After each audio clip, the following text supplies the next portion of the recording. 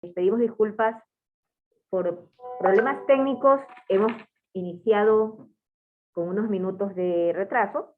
La Facultad de Ingeniería en Electricidad les da la más cordial y bienvenida a esta charla FIEC el día de hoy con el máster Víctor Azanza Armijos. El tema es Sistema de Interfaz Cerebro-Computador BSI, que utiliza una novedosa técnica de procesamiento basada en la selección de electrodos para el control de prótesis de mano robótica. Vamos a conocer un poco a nuestro expositor. El ingeniero Víctor Azanza Armijos es docente de la FIEC y estudiante doctoral. Ha estado investigando campos como diseño de sistemas digitales basados en FPGA, sistemas embebidos, diseño de hardware y procesamiento de señales biomédicas, con un interés de investigación importante en inteligencia artificial e interfaz cerebro-computadora. Se graduó como magíster en automatización y control industrial en el año 2012 en la ESPOL. Actualmente es candidato doctoral de la Escuela Superior Politécnica del Litoral en informática aplicada. Damos la bienvenida a nuestro expositor, el máster Víctor Azanza Armijos. Muchas gracias. Hola. Sí. Muchísimas gracias por la introducción, muy amable. María Angélica, muchas gracias. Bueno, pues muy buenas tardes a todos. Gracias por estar aquí. Vamos a dar inicio. Obviamente yo no soy el primer autor es la ingeniera Alison Constantin, de acá de la Facultad de Eléctrica en ESPOL. Sin embargo, haré la presentación hoy, ya debido que a agendas, obviamente, pues había un poquito de, se nos cruzaban los horarios, ¿no? Entonces yo voy a hacer la presentación de este artículo, el cual fue presentado en el Congreso de Biomédica en IFAC. Bueno, es un congreso de IFAC, de International Federation of Automatic Control. Esto fue en Bélgica en este año, de hecho, sí, hace unos cuantos meses.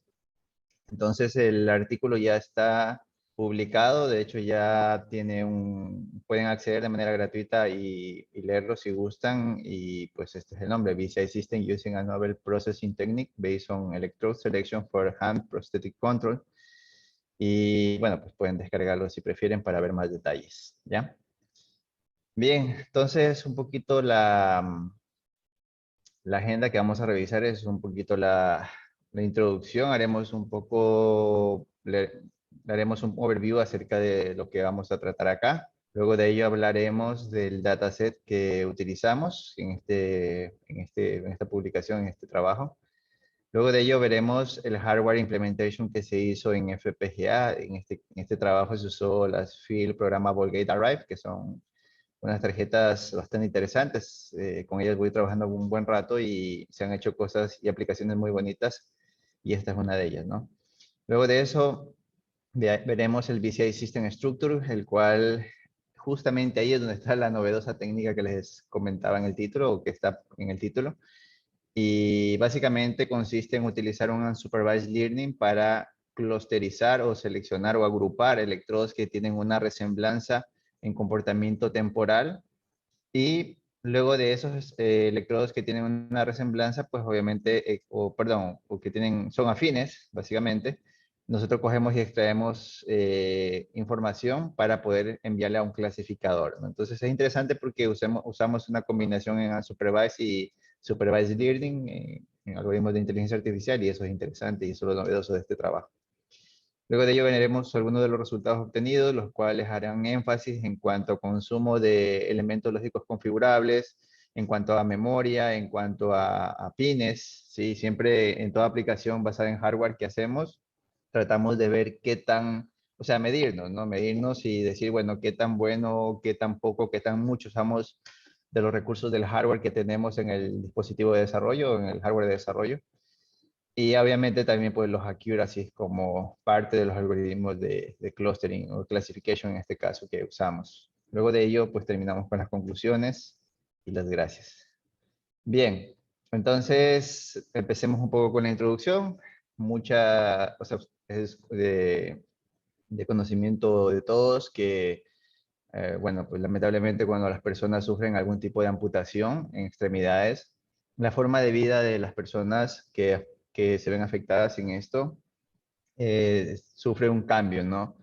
Tal es así que hay muchos dispositivos disponibles en cuanto a prótesis para tratar de ayudar a las personas que han padecido de esta lamentable situación. Sin embargo, pues eso con el ánimo de ayudar pues, a- a recuperar un poco la movilidad, quizás las destrezas que las personas usan. De hecho, tengo unos muy buenos amigos aquí en Guayaquil, voy a mencionarlo, Ecuaprótesis. El otro día estábamos reunidos y me mostraba algunas de las prótesis que había hecho para ayudar a las personas y fue muy interesante porque en una de las prótesis había una persona que incluso gracias a la prótesis de extremidad superior podía manejar un vehículo y obviamente seguir con su trabajo y eso es muy bonito, muy interesante. Claro que obviamente la mano diseñada para ese tipo de propósito es una mano pasiva, pero porque la aplicación así lo demanda, ¿no? Sin embargo, esa es una prótesis pasiva. Sin embargo, también hay prótesis activas.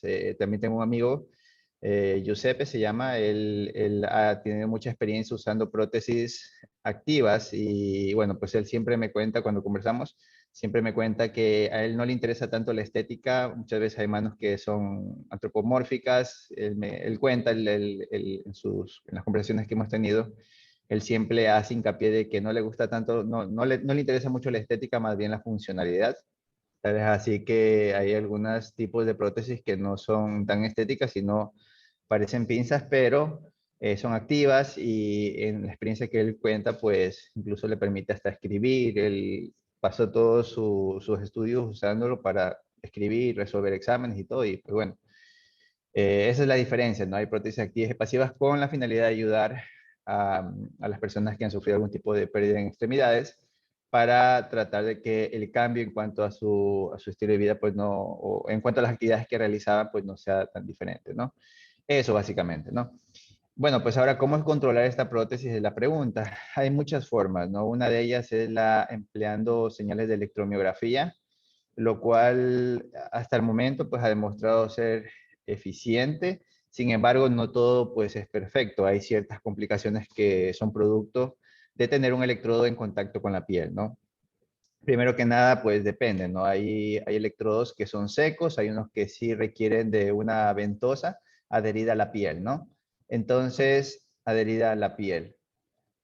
Sí, entonces esa ventosa adherida a la piel, muchas veces cuando tú transpiras o lo tienes en el uso diario, esa sudoración hace que vaya perdiendo adherencia y eso hace que cada vez la señal tenga más ruido. Tal es así que algunos dispositivos como el MioWare han desarrollado en hardware filtros activos con el ánimo de reducir. O sea, si hay una señal de pronto de ruido, reduce un poco el ruido, pero eso hace que si tú generas presión en la extremidad, sube la amplitud de la señal, pero luego empieza a caer, producto de ese filtro, ¿no? Pues bueno, como ven, esa es una de las complicaciones con respecto a este tipo de electrodos.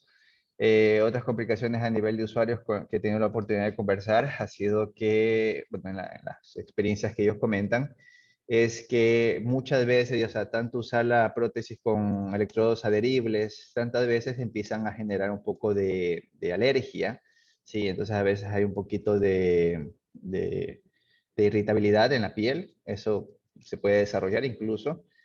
Y bueno, pues eso por un lado. Otro lado también es el tejido adiposo. No siempre, estos electrodos no siempre tienen el mismo nivel de amplitud, depende de la intensidad de la actividad que tú hagas en la región donde está adherida o donde estás midiendo.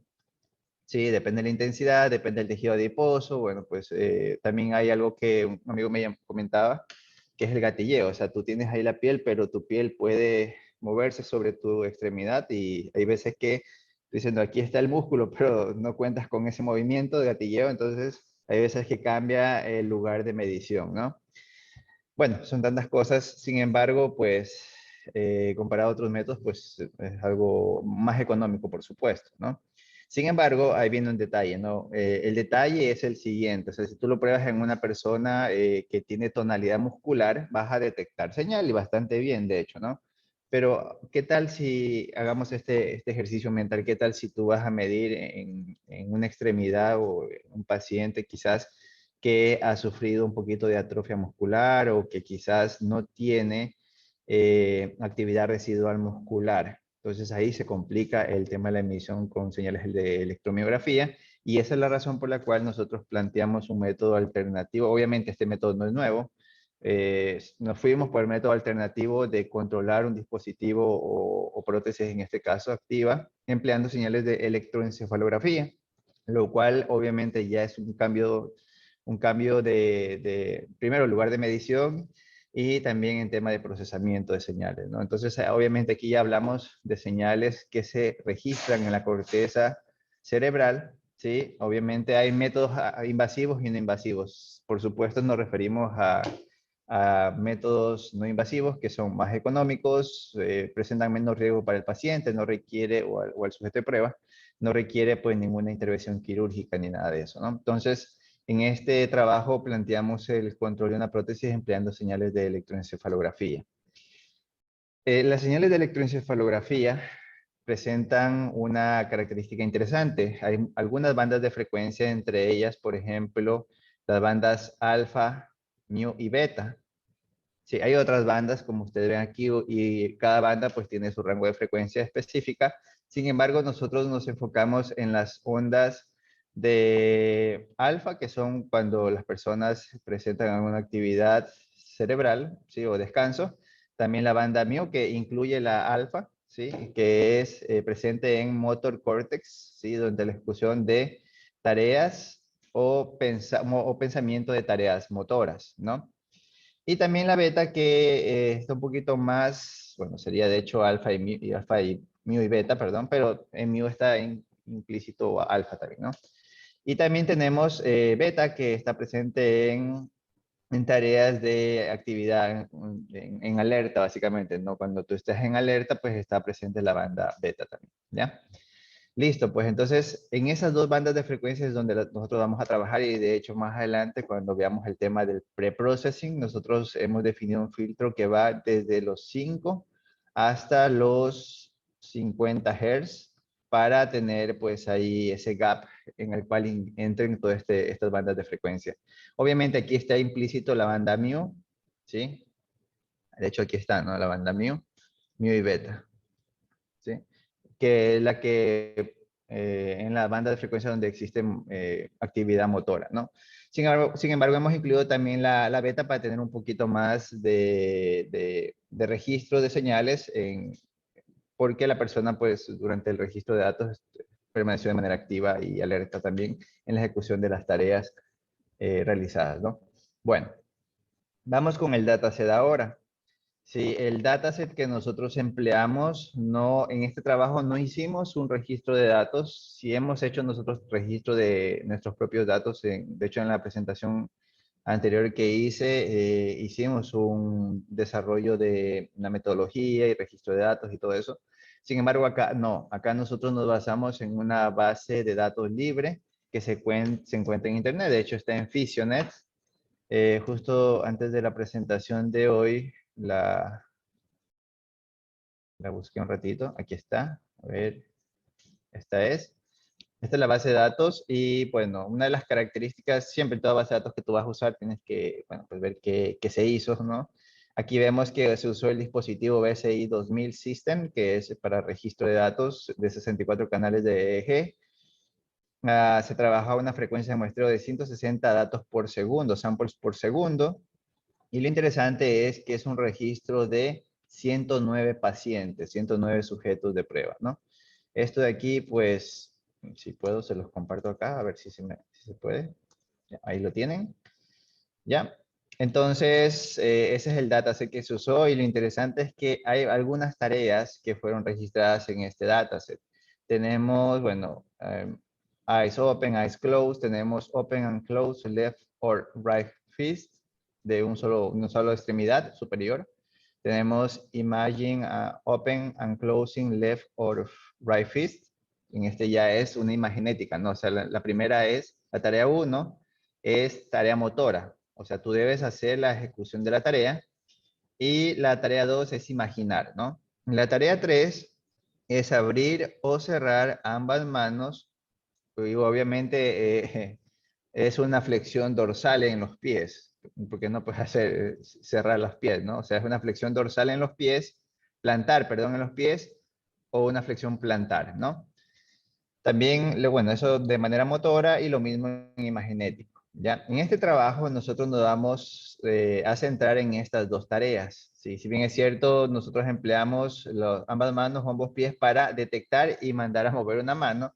Sin embargo, es porque nos centramos en detectar un poco la diferencia, si existe la factibilidad de diferenciar tareas motoras de extremidades superiores e inferiores. Eso también fue un poquito el contraste de este trabajo, así es que nos enfocamos en esas tareas. Sin embargo, si uno ya busca el control de una prótesis empleando datos de registro de manos, pues pudimos también haber usado la tarea 1 y 2, ¿ya? Sin embargo, el dataset te permite, pues, jugar ahí un poquito y ver, pues, experimentar con lo que tú gustes, ¿no?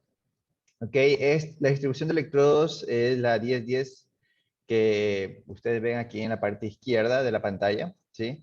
Tenemos la distribución de 64 electrodos, 160 Hz como vimos hace un rato, y los registros tienen una ventana temporal de 4.1 segundos, que con 160 Hz nos da 656 samples, y tenemos, bueno, cogimos de todos los datos, hicimos un filtrado, porque hay algunos archivos que no están, hay unos archivos que tienen not at numbers, otros que no están completos los registros. Entonces nosotros en total tuvimos 90 repeticiones en este caso para poder procesar. Y aquí están las tareas que hemos indicado, ¿sí? Imaginar, abrir o cerrar a ambos pies, ¿sí? Perdón, abrir o cerrar, sí, ambas manos, y también tenemos, bueno, ambos pies, aquí dice ankles, pero es ambos lower limbs, ¿ya? Bien, vamos ahora un poquito a la descripción del hardware. Como les había comentado, ya llevamos un buen rato aquí trabajando con Field Programmable Gate Arrays.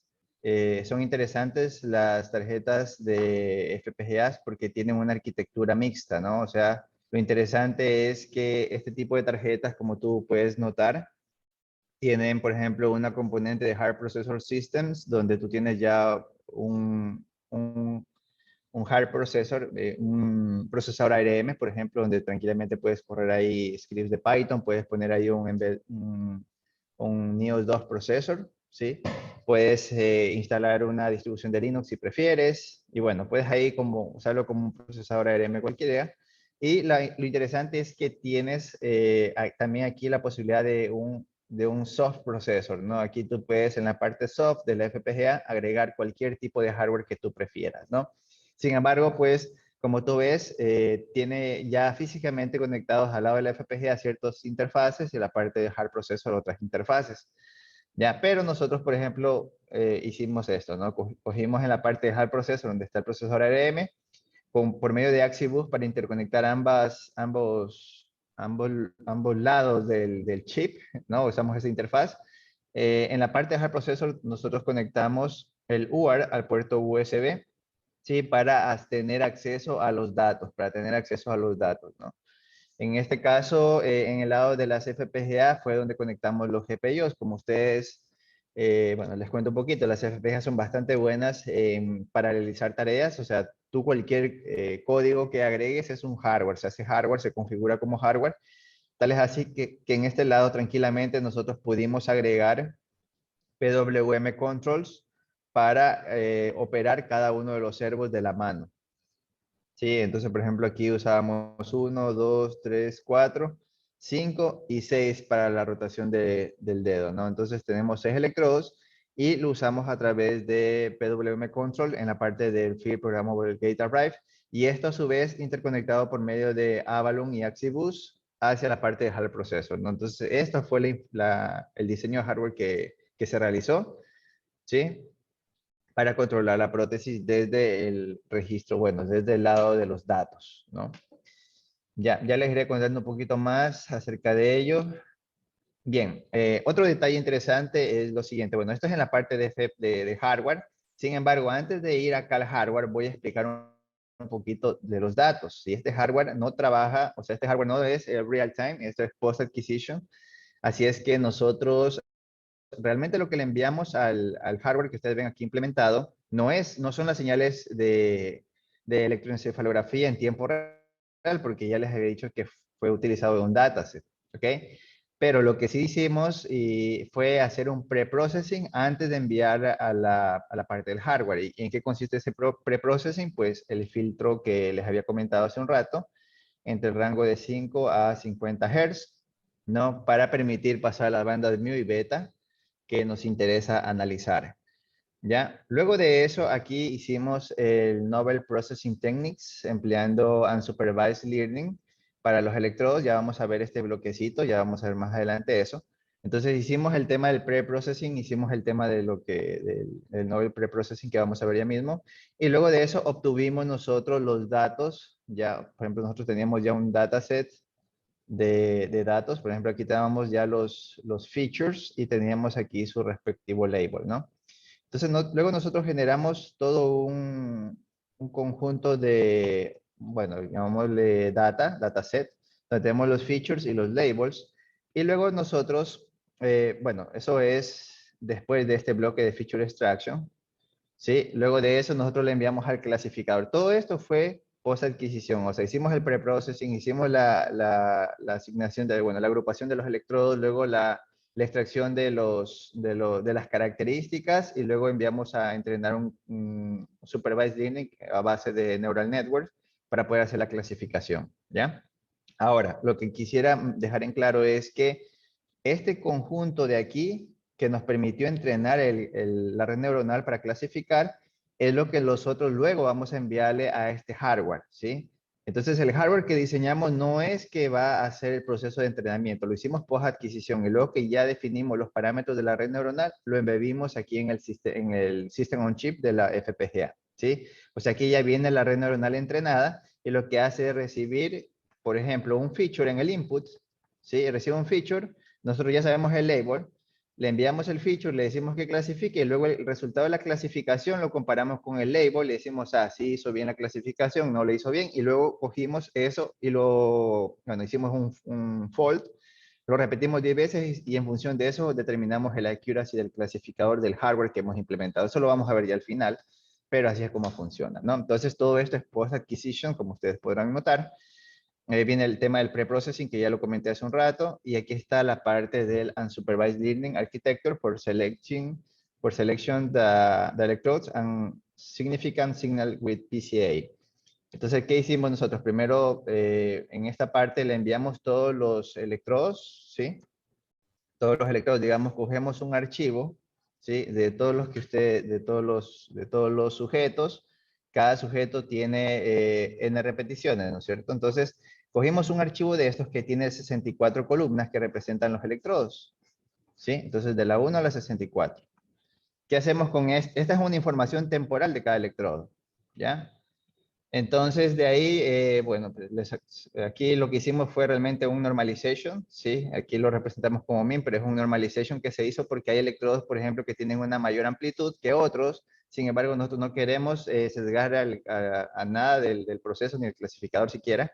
Así que todo le hicimos un normalization con sus valores máximos entre 0 y 1, ¿sí?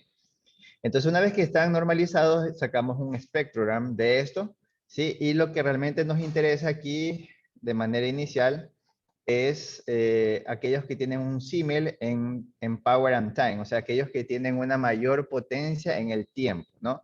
Básicamente lo que quiero explicarles es esto, digamos que tú en este momento tienes la mano abierta, ¿ya? Y digamos acá tú haces ya el puño. Sí, ¿por qué? ¿Por qué te digo esto? Porque todo el dataset fue realizado con sujetos sanos y pues ese es el dataset, ¿no? Básicamente cerrar la mano y bueno, y la parte imagenética motora también, pero con sujetos sanos. Entonces, por eso te digo que ellos tenían la mano abierta, mano cerrada, en este ejemplo puntual que estoy definiendo acá, ¿no? Entonces, si tú haces una gráfica del Power Spectral Density y el tiempo de los 64 electrodos, tú vas a ver que en algún momento dado los electrodos todos tienen un comportamiento algo similar, pero en un momento dado los electrodos tienen una mayor potencia, ¿ya? Aquellos electrodos que tienen una potencia, o sea, están tienen un comportamiento similar en potencia, no en frecuencia, sino en potencia. O sea, en un tiempo determinado se empiezan esos electrodos a recibir más energía, ¿sí? De parte bueno, de la actividad que se esté realizando. Significa que ese grupo de electrodos tienen están aportando con información. O sea, esos electrodos que realmente tienen movilidad, movimiento en ese momento, son los que efectivamente tienen que ver con la actividad que se está realizando. Entonces, para eso hicimos este espectrogram y usamos aquí K-means para que los clusterice. O sea, que K-means diga, ah, no, este grupo es uno que no tiene mucha, o sea, tienen similitudes entre sí, pero es un grupo X, un grupo 1, y este es otro clúster donde sí tienen mayor amplitud, ¿ya? Entonces nosotros hicimos 3 clústeres, ¿sí? Obviamente hay unos que tienen poco, otros tienen un poquito menos, ya, son 3 clústeres, 2 y clúster 3, ¿ya?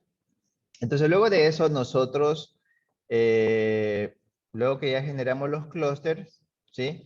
Luego pues seleccionamos, ¿no? Entonces seleccionamos aquellos que tienen mayor potencia para poder enviar al Principal Component Analysis, ¿sí? En caso de que, para hacer un poquito la reducción de dimensionalidad, en caso de que sean muchos electrodos, bajarlos un poquito, ¿no? Bueno, aquí está el espectrogram. El espectrogram que usamos te saca información, bueno, la información que realmente nos interesa es PSD y tiempo, para ver la resemblanza que les había contado. K-means los agrupaba, como ya conté hace un rato, y luego le enviamos al PCA, ¿no? Entonces, el PCA bajábamos la dimensionalidad para finalmente enviar al feature extraction, ¿sí? Todo esto fue post adquisición, ¿no? Con PCA nosotros generábamos 4 componentes principales, bajamos la dimensionalidad a 4 y obviamente con su respectiva etiqueta. O sea, una vez que ya teníamos el archivo de 64 electrodos, bueno, de 1 a 64, cogimos y lo bajamos a los que realmente tenían similitud, digamos que sean del 1 al 10. Luego de ello, con PCA bajamos a 4, ¿ya? Y luego a ellos les sacamos les hicimos feature extraction y usamos otra vez Power Frequency Spectrogram. En este caso, pues lo que nos interesaba es, a ver, el anterior fue tiempo potencia, el otro era frecuencia y potencia, ¿sí? Entonces, para el feature extraction, nosotros nos interesaba frecuencia y potencia, ¿sí? Entonces aquí, por ejemplo, nos interesa aquellos que tienen una mayor, por ejemplo, aquellos que tienen mayor potencia en el rango de frecuencias que nosotros necesitamos, ¿no? Entonces, específicamente hablando en el rango de la banda de 7.5 a 31 Hz. 7.5 a 31 Hz. ¿Ya? Entonces, con esto sacábamos las características. ¿Cuáles eran las características? El Power Spectrum Density máximo, el Pmax, y la frecuencia en ese valor máximo por electrodo, ¿sí? Entonces, de cada electrodo sacábamos, por ejemplo, el electrodo 1 tenía esto, potencia máxima y en qué frecuencia fue esa potencia máxima. El electrodo 2, potencia máxima y en qué frecuencia fue esa potencia máxima, y así por cada electrodo, ¿no? Pero siempre y cuando, obviamente, están en ese rango porque ya lo filtramos, pero sí están ahí, ¿no? Perfecto. Entonces, luego de eso, hicimos una red neuronal con un input, un hidden y un output layer, en cuyo input layer pues pusimos unos 10 neuronas en el hidden layer y empezamos a hacer el entrenamiento, ¿no? Entonces, el archivo que se enviaba a la red neuronal para entrenar, pues tenía pues la potencia, la frecuencia de ese valor de potencia del electrodo 1, potencia del electrodo 2, frecuencia del electrodo 2, potencia del electrodo 3, frecuencia del electrodo 3, potencia del electrodo 4, frecuencia del electrodo 4 y su respectivo label, ¿ya? Entonces nosotros cogimos el 70% de los datos y mandamos a entrenar y luego con el 30% pues validamos, ¿no? O sea, esto de aquí. El training y el testing, ¿ya? Entonces cogimos, entrenamos y validamos, entrenamos el modelo y una vez ya entrenado, pues eso fue lo que luego se lo puso acá en la parte de la FPGA, ¿no? Entonces luego ya en la FPGA corrimos aquí en la parte del ARM, corrimos la parte de la red neuronal para poder cada vez que vienen nuevos datos, cada vez que lee un dato, pasarlo, perdón, la red neuronal está acá en la FPGA, Neural Network. Entonces lo que hacemos con la parte de hard processor, que es la que tiene conexión al USB, fue coger y leer esos datos, esos archivos que ya estaban en una sola fila, ya está resumido toda una ventana temporal, de comportamientos, y lo que hacemos es decirle a la red neuronal, mira, este es el input, ¿ya? Y sin embargo el output nosotros lo separábamos, una vez teniendo el resultado empezábamos a comparar y ver si es que estaban aciertos o no aciertos, ¿no? Y eso de ahí hicimos con false, ¿no? Entonces eso de tema de false es algo que se hace bastante para ver qué tan bueno es un algoritmo. Lo que hicimos fue, por ejemplo, coger un fold y decir, este es 70 y este es el 30, fold 1. Fold 2, este es 70 y este es 30. Fold 2. Fold 3, este es 70 de manera aleatoria y este es el 30. Y hicimos esa comparación 10 veces y el resultado fue este de acá, ¿no? Con 5 neuronas en el Hidden Layers, esta configuración de la red neuronal la íbamos variando para ver cuál era el número óptimo para neuronas en el Hidden Layer. Obtuvimos un 94.8 de accuracy en la clasificación, ¿sí? Con 10, un 96.4 y bueno, y así íbamos variando y vimos que un buen punto de operación era este porque a medida que aumentábamos la complejidad de la red neuronal, no es que mejoraba el accuracy, pues nos quedamos con 10 neuronas en el Hidden Layer. Ya, ok, bueno, pues esto también lo hicimos el 70 del training, 15 para validation y 15 para el testing, ¿no? Validation y testing. Bien, eso básicamente. Mm, Luego de ahí, bueno, pues aquí tenemos un poquito los clústeres que se forman con las tareas que habíamos comentado al inicio, ¿no? Tenemos, por ejemplo, las tareas de extremidad superior, ¿sí? De imaginético de extremidad superior y las tareas imaginéticas de extremidad inferior. Sí, en este caso solo nos enfocamos en la parte imaginética y tenemos que imaginética para extremidades superiores, se formó este clúster. Obviamente el clúster lo hace en función de la tarea, ¿no? Dependiendo de la actividad cerebral que tú hagas, pues hay cierto grupo de electrodos que se iluminan. Bueno, aquí lo ponemos gráficamente como que se iluminan, pero realmente su densidad espectral incrementa, es decir, tiene más energía, y es porque hay una actividad en ese momento durante la ejecución de la tarea, ¿no? Entonces, para las tareas de extremidad superior, vemos que todo este grupo de electrodos genera mayor densidad espectral y magnético, por supuesto. Y para aquellas tareas de extremidad inferior y magnéticas, se agrupaban todo este grupo de electrodos de acá, ¿no? Entonces, esa es la razón porque el clasificador, pues, bueno, antes del clasificador, nosotros seleccionábamos los electrodos y a eso les extraíamos las características, ¿no? Y es por eso que como son electrodos diferentes, ubicados en regiones diferentes, en este caso, bueno, unos sí que se solapan, pero eso pues ayudó mucho a tener un accuracy bastante, bueno, bastante alto, ¿no? ¿Qué más? ¿Por qué usamos PCA? Usamos PCA para mantener estándar la cantidad de inputs aquí en la entrada de la red neuronal, debido a que si nosotros variamos, por ejemplo, la cantidad de electrodos para la extremidad superior que la inferior no son los mismos, pero gracias al PCA nosotros estandarizamos un número específico de electrodos y eso les extraíamos las características, ¿no? Bien, entonces para ello pues hicieron las pruebas con la red neuronal y en conclusión podemos decir que en la parte de validations, sí, porque esto fue en la validation accuracy, tuvimos un 93.7 y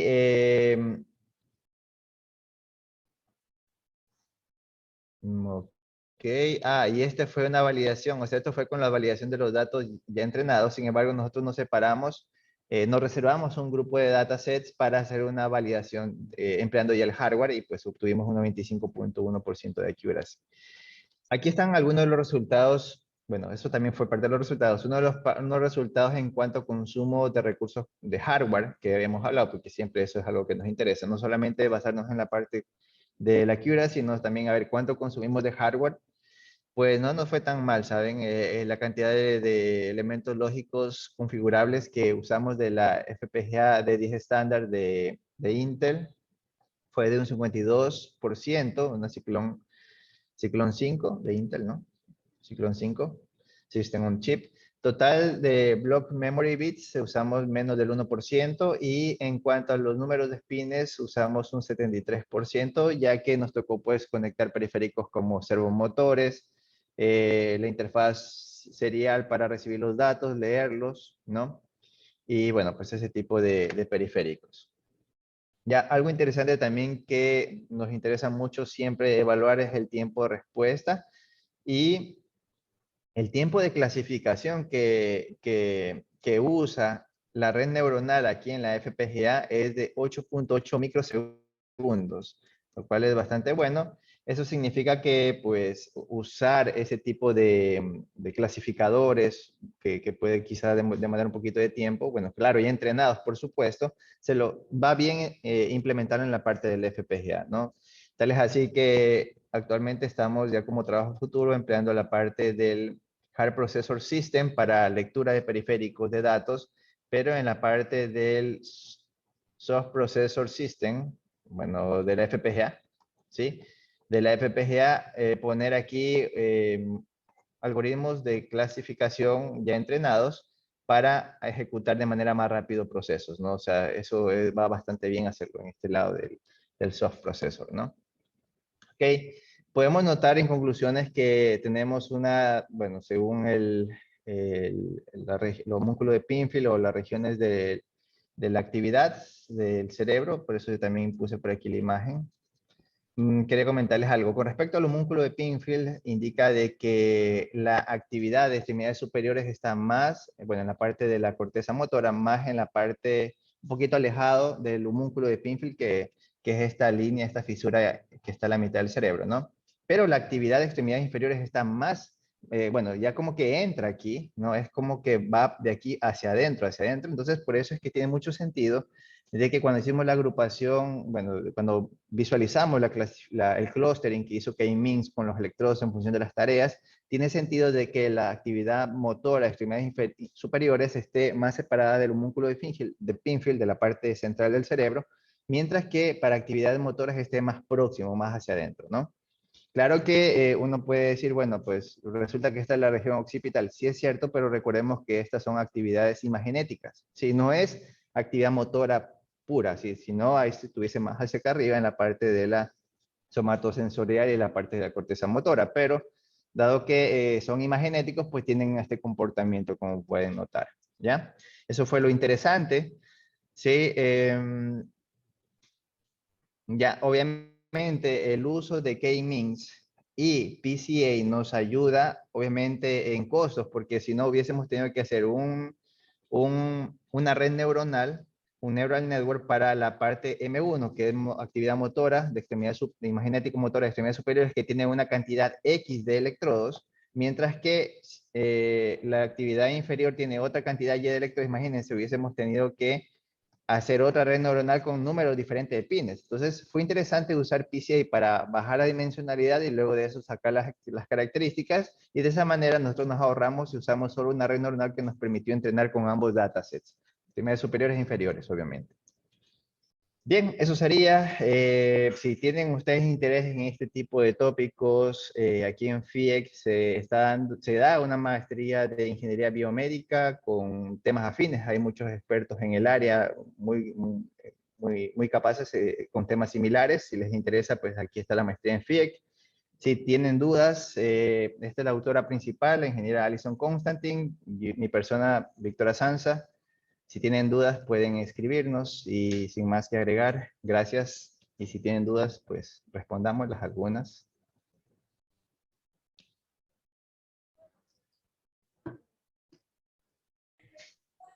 Las preguntas podrían ser en el chat o directamente tomando el micrófono. Bien, ok.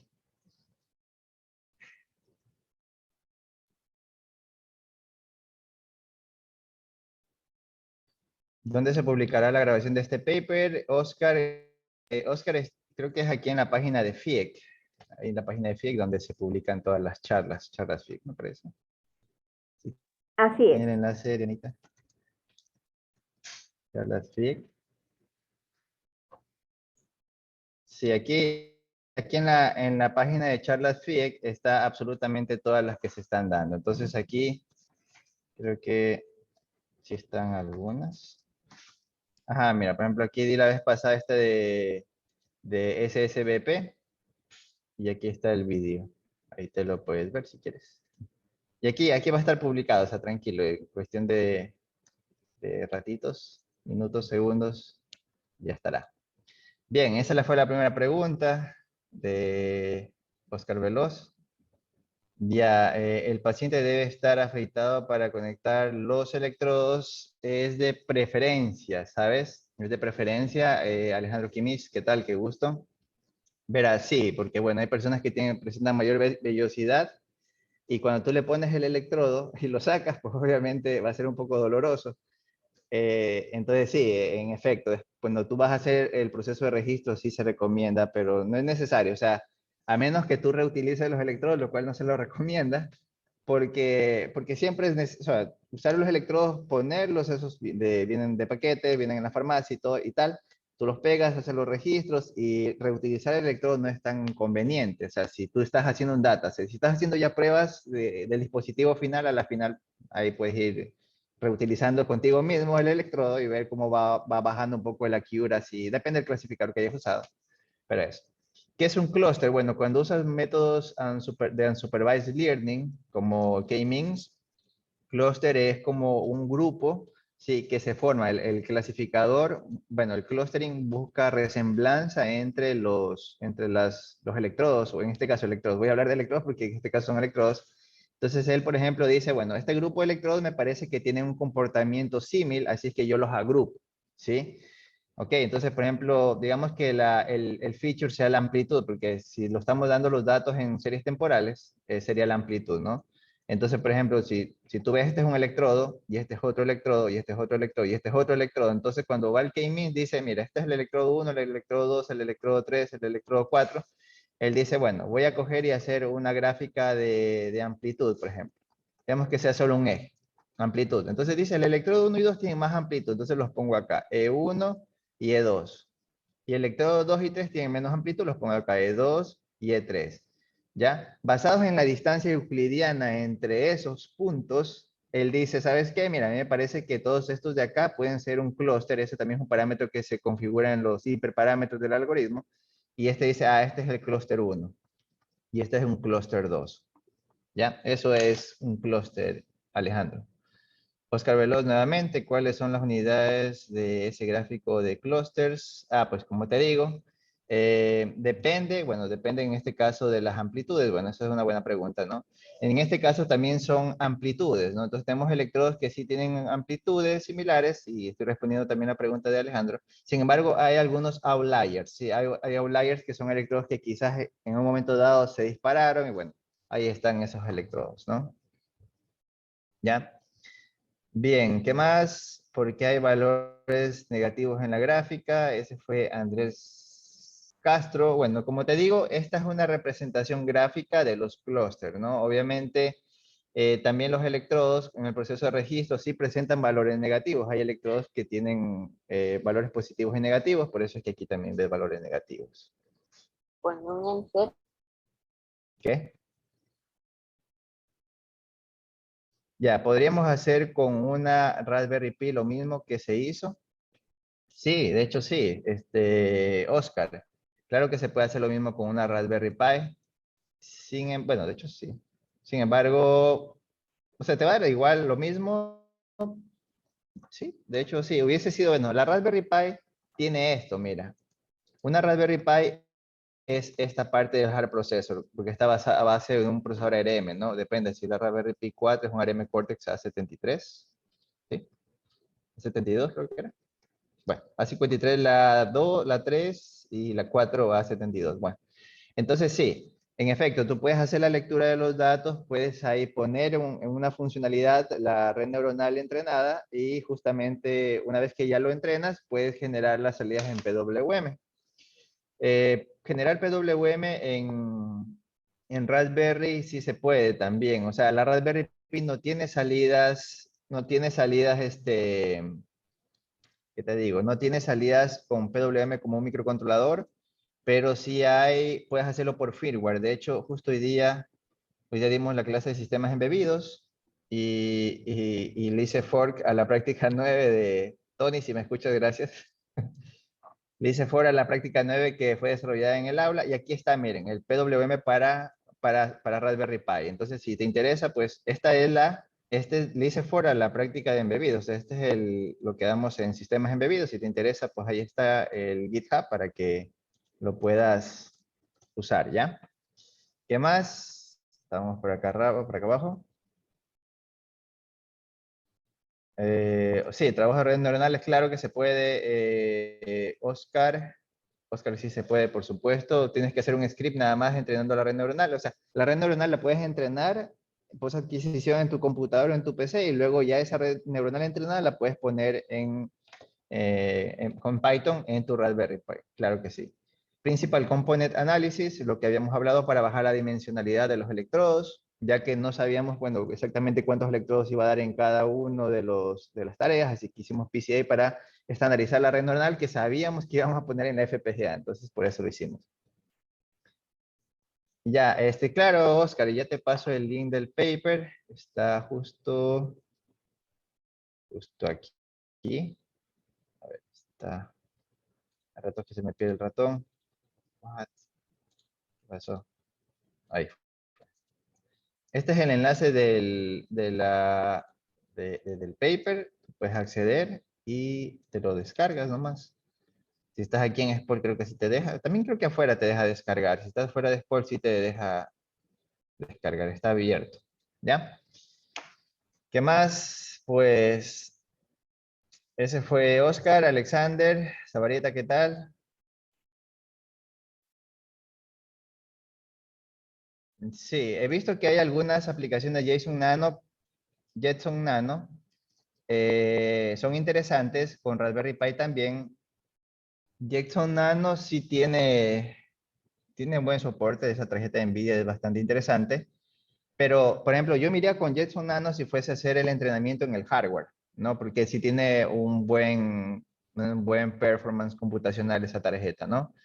Pero si lo haces así como estamos viendo acá, o sea, por ejemplo, toda la parte de entrenamiento lo puedes correr en tu computador y luego el modelo entrenado, cargarlo en Raspberry o en Jetson, te da igual. O sea, ahí estarías desperdiciando el performance que tiene el Jetson. Pero si quieres hacer el training, sí lo puedes hacer, ¿no? Hay algunas herramientas, por ejemplo, puedes usar MicroPython, inclusive, bueno, MicroPython es como para micros, pero puedes usar Python también en la Jetson Nano, en la Raspberry Pi, también puedes usar, eh, sí, Python sería, ¿no? Básicamente también hay, imagina, un ratito, Python, Neural Network, puedes usar algunas librerías puedes usar sklearn también, por ejemplo, para hacer entrenamiento de algoritmos de inteligencia artificial usando Python. Sí, bueno, hay algunas librerías que puedes usar, ¿no? Ya, el tema del streaming de los datos en eje, eso es interesante, ¿sabes? Si vas a hacer una aplicación en real time, hay el LSL, ¿sí? De hecho, hay un GitHub que también lo hicimos aquí para registro de datos en tiempo real. Aquí está este repositorio que también hice de Human Machine Interface.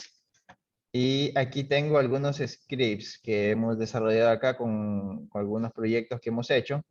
Por ejemplo, tenemos este OpenBCI Data Acquisition, que es con el OpenBCI, y aquí nosotros usamos el protocolo LSL para el streaming. Así que ahí obviamente tienes un mayor tráfico de datos, pero trabajamos a 100 Hz nosotros. Si te interesa, pues aquí hay este GitHub con el cual puedes trabajar. Pero sí es importante, si haces real time, ahí tienes que manejar el streaming de los datos, y en efecto, puedes usar LSL, que es una aplicación interesante que te lo ofrece el OpenBCI. Si ya usas otro tipo de periférico, ahí sí tienes que ver un poquito el fabricante cuál te recomienda, ¿ya? ¿Qué más? Ya, ese fue Alexander. Vamos con Excel. Espinosa, ¿qué tal?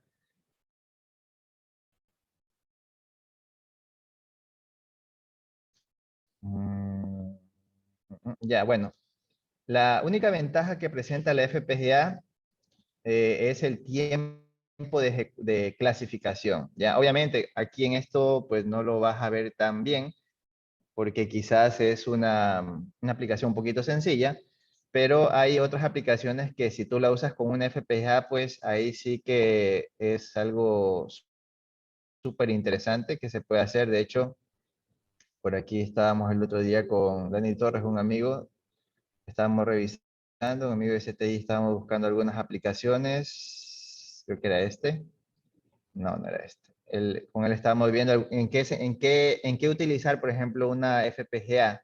Y cuando tú ya haces Edge Computing o Cloud Computing, por ejemplo, si quieres hacer ya un Cloud Computing para clasification, ahí sí te va bien una FPGA que obviamente tiene, como te digo, un tiempo de clasificación súper rápido. Por ejemplo, si tú estás en la parte del Edge Computing con tu gadget de medición de datos de electroencefalografía, estás con tu Raspberry Pi haciendo registros en tiempo en línea y clasificación, no pasa nada. Pero si tú ya quieres, por ejemplo, aprovechar el desempeño de una FPGA, puedes acá arriba puedes montar el training y cada cierto tiempo actualizar los parámetros del clasificador acá abajo para que el clasificador sea mejor o vaya mejorando en función de los datos que vas, o a medida que lo vas usando, ¿no? Entonces ahí, por ejemplo, viene bien el uso de la FPGA y lo hace súper rápido, como verás. O sea, usamos 8.8 microsegundos en tiempo de clasificación, es súper rápido, ¿no?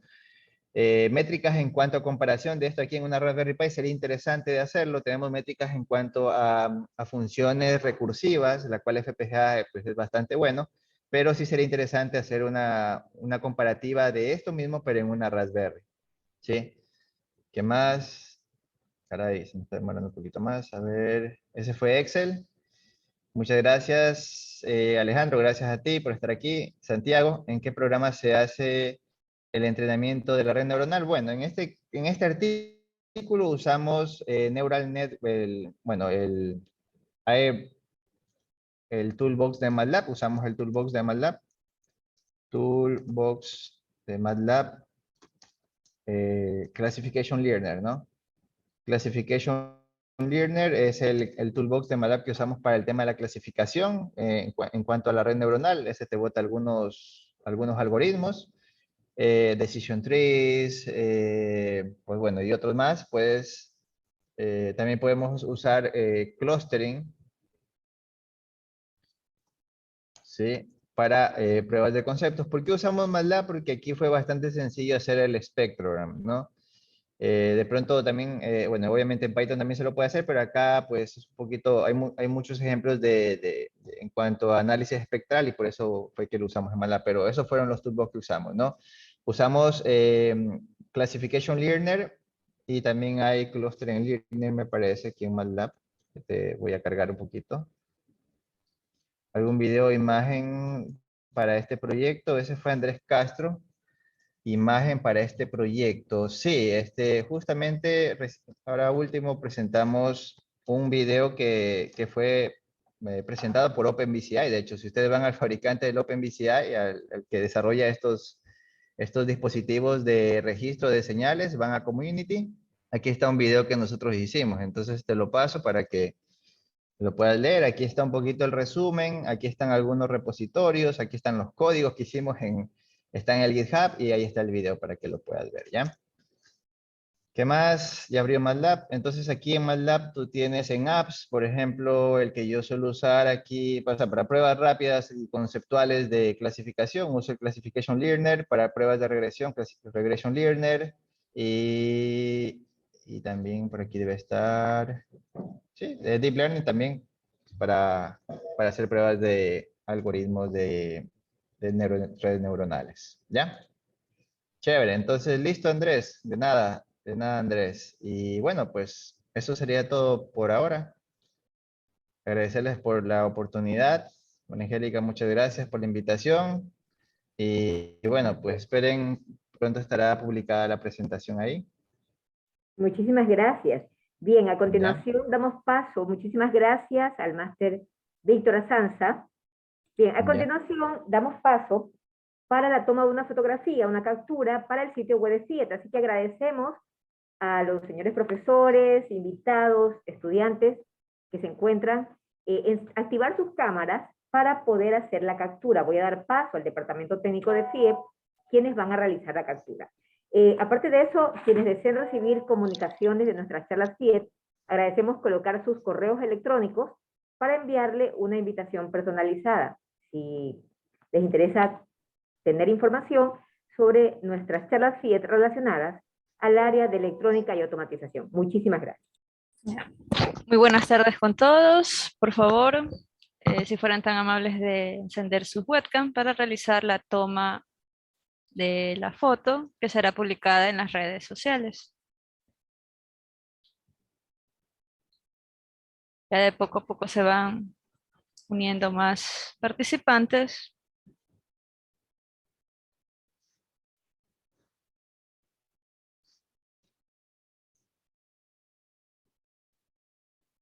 Listo. Entonces, a la cuenta de 3,